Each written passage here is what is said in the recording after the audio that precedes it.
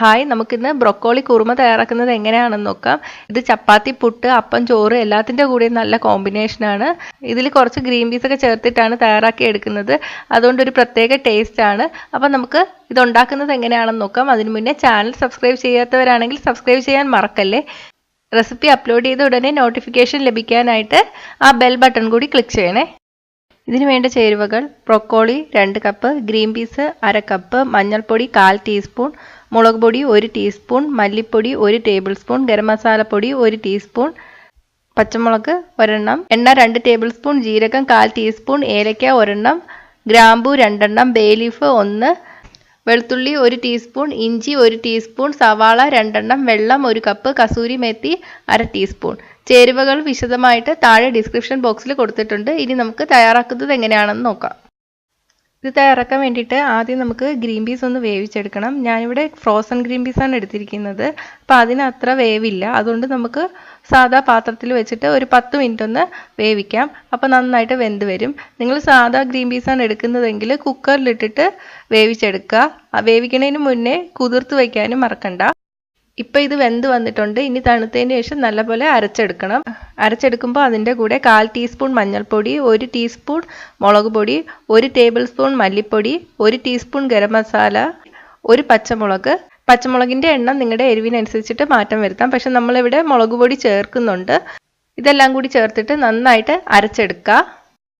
ഇനി ഒരു പാനിൽ എണ്ണ ചൂടാക്കാൻ വയ്ക്കാം. 2 ടേബിൾ സ്പൂൺ സൺഫ്ലവർ ഓയിലാണ് ഞാൻ ചേർത്തത്. 1/4 ടീസ്പൂൺ ജീരകം ചേർത്ത് കൊടുക്കുക. ജീരകം പൊട്ടി വരുമ്പോൾ 1 ഏലക്ക, 2 ഗ്രാമ്പു, 1 ബേ ലീഫ്, 1 ടീസ്പൂൺ വെളുത്തുള്ളി അരിഞ്ഞത്, 1 ടീസ്പൂൺ ഇഞ്ചി അരിഞ്ഞതും കൂടി ചേർത്തിട്ട് നന്നായിട്ട് മൂപ്പിച്ചെടുക്കുക.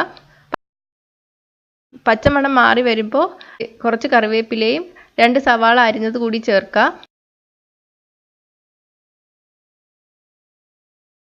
ആവശ്യത്തിന് ഉപ്പ് കൂടി ചേർത്ത് കൊടുക്കുക. സവാള ഒന്ന് നിറം മാറി വരുന്നവരെ വഴറ്റിയെടുക്കുക. സവാള വഴറ്റിയെടുത്തിട്ടുണ്ട്. ഇനി ഇതിലോട്ട് നമ്മൾ നേരത്തെ അരച്ചു വെച്ചിരിക്കുന്ന ഗ്രീൻ പീസ് ചേർത്ത് കൊടുക്കുക. 1 കപ്പ് വെള്ളം കൂടി ചേർക്കുക. ഈ സമയത്ത് ഉപ്പ് നോക്കുക. ഉപ്പ് കുറവാണെങ്കിൽ ചേർത്ത് കൊടുക്കുക. ഇനി ഇത് തിളച്ച് വരുമ്പോഴേക്ക് ബ്രൊക്കോളി അരിഞ്ഞത് കൂടി ചേർത്ത് കൊടുക്കണം.